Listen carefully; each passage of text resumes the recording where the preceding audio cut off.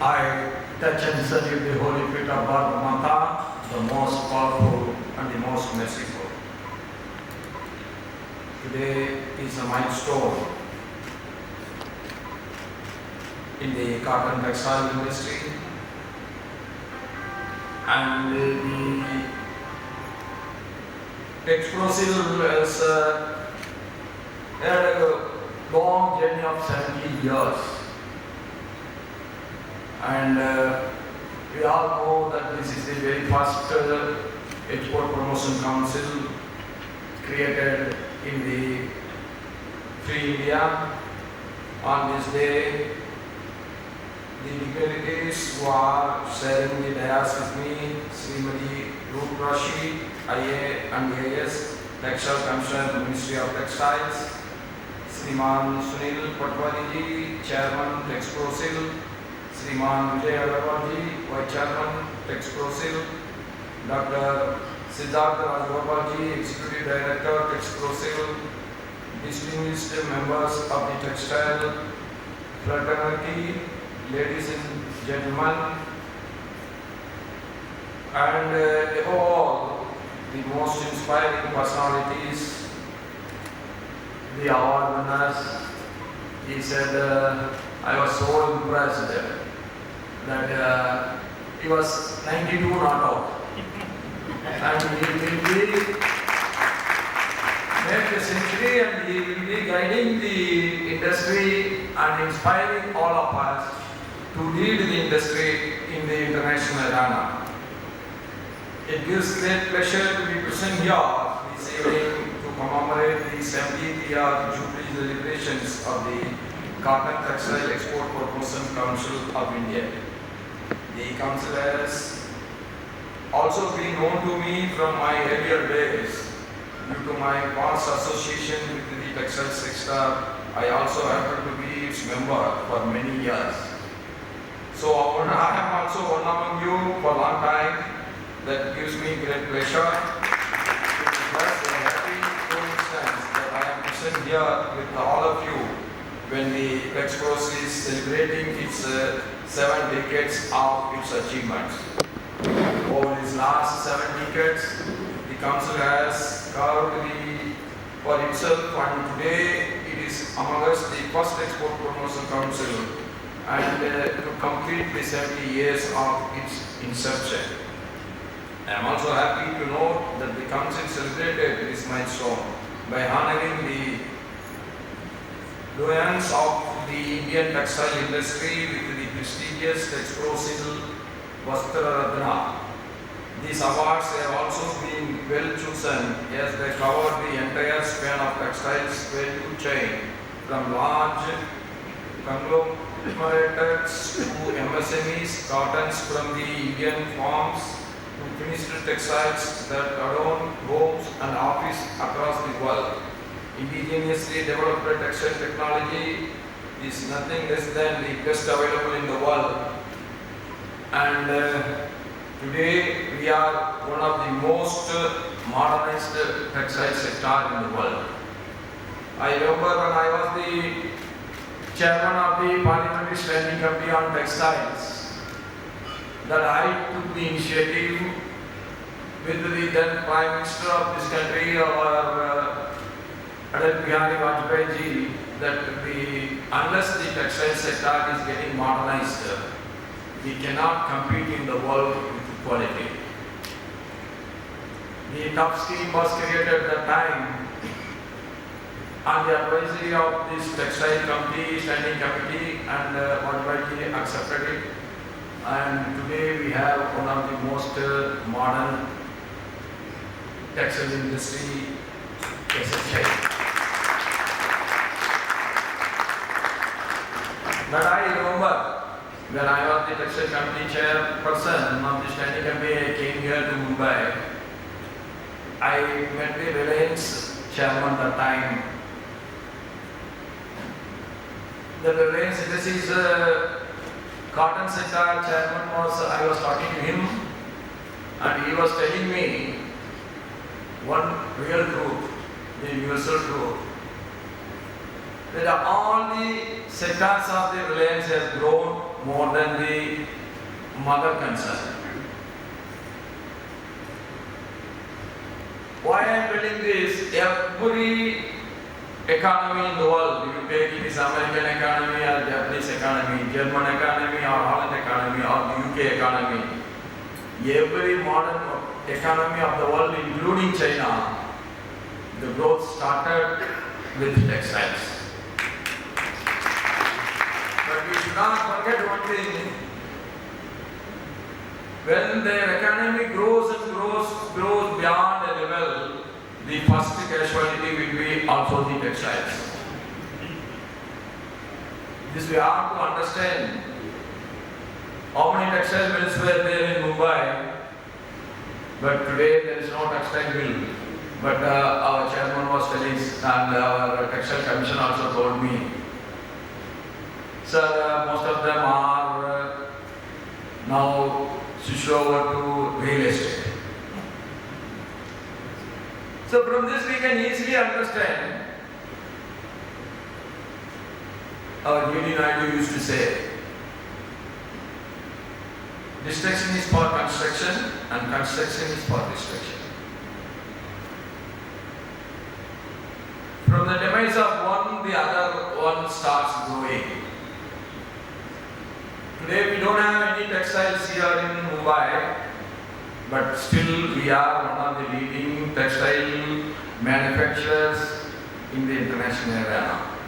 That we have to understand. There is nothing wrong because the real estate value has gone up. So they have to involve the real estate business. I really appreciate it. There is nothing wrong in that. You have to change yourself according to the change in the trend for your survival. At the same time, I am sure the Indian textile industry is having at least another 100 years that the Indian textile industry will survive. The reason is, still there are large sections of our society is undereducated and poverty is there. So the textile industry will be moving from one state to the other, from one place to the other, but the Indian textile industry will survive for another 100 years. That I am very sure about it. What is the need of the hour is we have to understand that textile is a chain. It starts from the cotton seed. The farmer's interest, the ginner's interest, the weaver or the knitter interest. At the same time, we have to take the processing industry.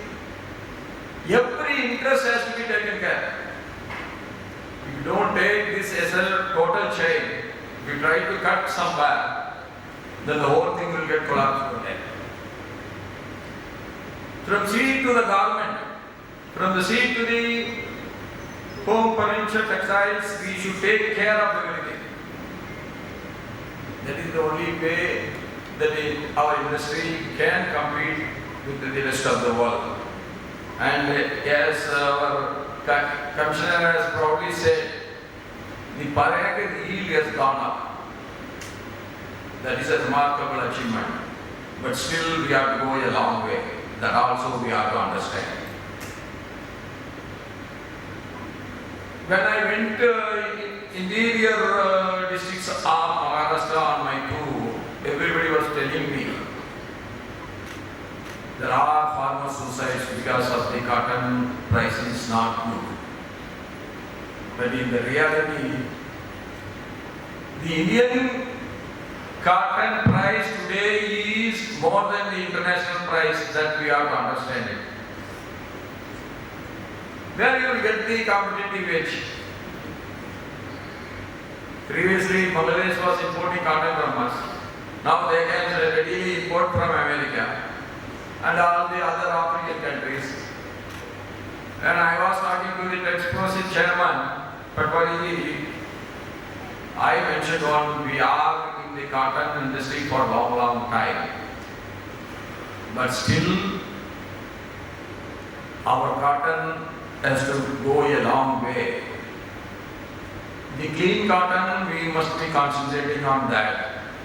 And the good initiative has been taken by the TEXPROCIL, that is Kasturi Cotton, a brand is being created. I congratulate them for this initiative. Usually only yarn is being spun, then everybody will be in the queue to buy the yarn. Today it is not like that. There is a quality parameter for yarn, the cleanness, how many mistakes are allowed, thin and thick has to be taken care, everything. There are so many parameters that come even for the yarn. It's no more that you are a spinner, you can enjoy. Today I am telling you, the cotton spinners are the most sufferers. They are not making money, but they are losers of money as far as the cotton spinners are concerned. The reason is again, the yield per acre has to be concentrated. Then only we can sell the farmer, then only we can sell our spinners. These all are highly correlated factors that has to be taken into account, and we should concentrate on all those things. And I again appreciate the great initiative taken by this TEXPROCIL for making our cotton one of the clean cotton. When you import cotton from America or Egypt, the wastage of cotton while spinning is comparatively very, very less. When you open a bale, sometimes you get net to bolt everything. That is the packing system of ours from the Guinness. I am not blaming anyone, but nobody has pointed out this. That is the biggest problem. When there is a grease in their hand, they are putting it on the cotton. These all things have, small things have to be taken care. Then only this industry will be competitive in the international era. You can't pay more because nowadays you are facing a lot of competition from Bangladesh, Vietnam, Cambodia, Laos, even Burma is coming up. There are so many African countries who are now starting manufacturing of garments. Everybody is talking about value addition, value addition, value addition. Value addition is one word that we have to understand. It is really value addition when you make profit out of it. Otherwise you are adding not value, but you are adding conversion charges. This we have to take into account. Value addition means from cotton is 1 kilo is this much, a garment 1 kilo is this much, and that is not the value addition. Value addition has to be calculated in the terms of making profit. And I am sure the garment and the cotton industry is growing in Orissa, in Madhya Pradesh, in Jharkhand also. It is coming up in a little slower way, but it is strongly coming up in Maharashtra and Gujarat, because these two states are one of the biggest cotton growing area, and a lot of farmers are involved in cotton growing activity. That is the reason. But I am sure, unless we are competitive enough in the international arena, there is no survival for any one of us. This has to be taken into account, and the TEXPROCIL and the Textile Ministry should always concentrate on this. And my good friend is the Textile Minister now. Giriraji and me has worked together for a long, long time. More than 2 decades we are working together. And I worked under him as the chairman of the Kaya board when he was the Minister of State for MSME. When I became the chairman of the Kaya board, the Kaya board also started in the year 1954 or 56. From 1954 to 2016, the maximum export of Kaya products from India is only 652 crores. When I took over as the chairperson, then I started meeting the exporters of Kaya product. I went to Chertala and Alapi. I had my very first meeting. In that meeting I said, within these 3 years I will double the exports. Then naturally you will be expecting that it will be appreciated by all the exporters. But it's not really. One of the exporters in his speech, he has told to me,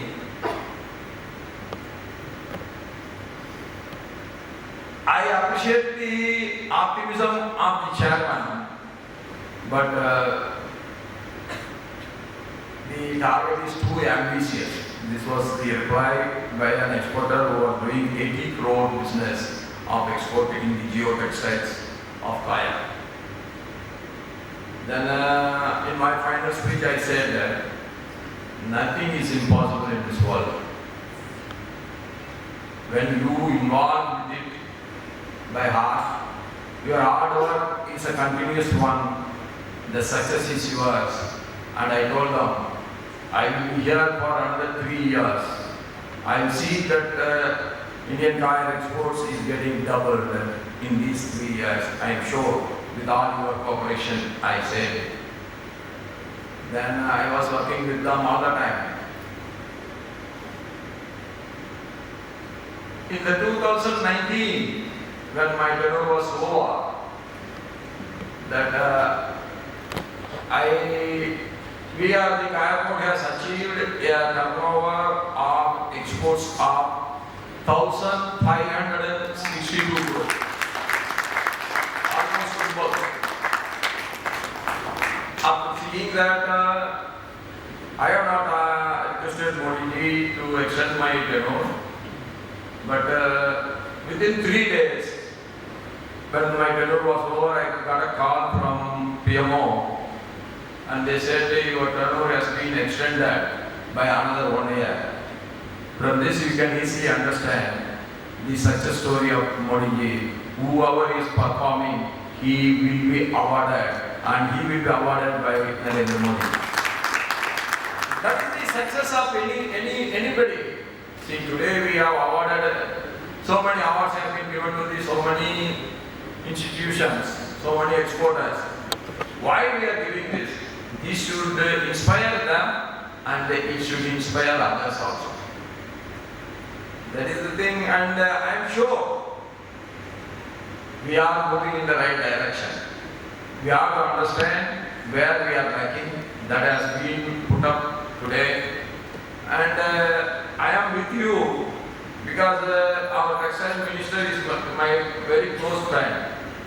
Whatever your obstacle is there, you brought it to my knowledge through the TEXPROCIL.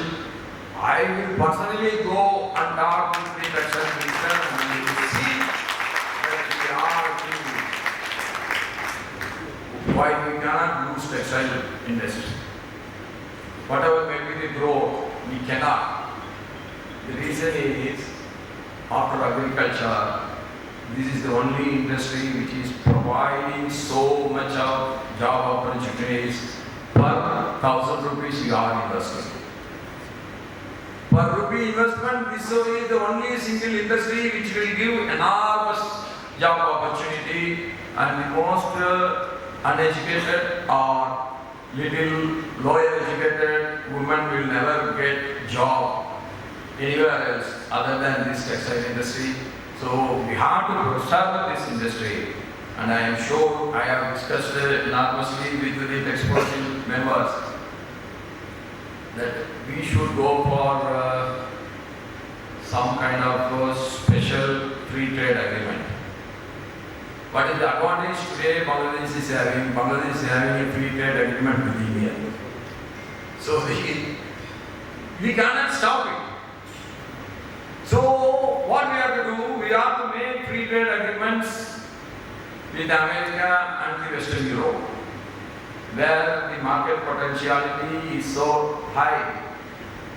And for that we should have always an open mind. No more in the world that I want, this is mine, so I want to keep with me. This is yours, that also I want. That type of thing will never work out anymore in the world. You have to give something and take something. That's why I am telling you. We have to import, we should become a regular importer of American cotton. If you want to push our cotton goods into America, that we should. But we should create a FTA, special FTA, how much cotton we are importing, that much value-added garments should be exported from India. This cotton should be free from import duty. At the same time, the goods what we are sending to America, the garments should also be duty-free. That type of give and take policy we have to think and we have to evolve it so that our industry will get survived. We should not think that the import of cotton, then the entire our farmers' interest will not be taken care. I am also from a farming community. I am telling you, the competition alone make you more fit. Without competition, your efficiency will never go up. Your talent will never go up. Your interest to increase your productivity will not be get encouraged. By sitting aramse on the chair, this textile industry will not yield. Whether you are a manufacturer of fabric, whether you are a manufacturer of garment, whether you are a producer of cotton, whether you are a producer of the seed, this is one industry you have to go around and around. You have to work and work. That is where this great textile industry, we know the benefits of it. This has to be preserved, and I am sure, once again, I am assuring you that I will be with you because I know a little bit about the textile industry all the time. And my entire growth is out of this industry only. So I should pay more attention to this industry so that this industry is getting preserved and getting more and more.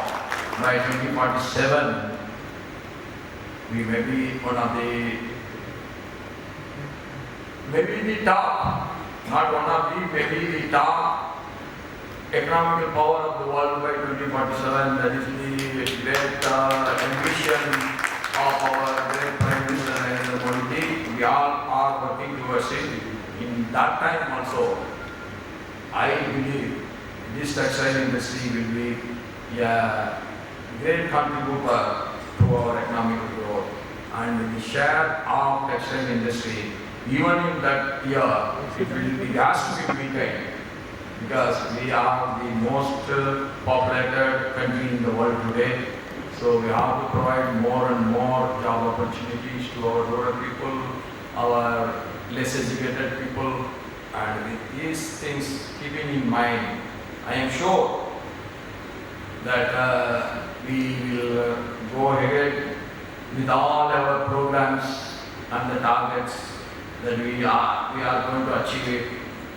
And my humble submission to all of you is that we must work together. That is more important for the success of this textile industry. And my last word is that the Diwali is fast approaching. My best Diwali wishes to all of you. The Diwali is one. That is, it always, the good should prevail over the evil. That is what is Diwali. So that is the intention of every good individual. And I wish you all a very happy Diwali. And I pray to God that God should give every wealth, health and happiness to all of you. Thank you so much.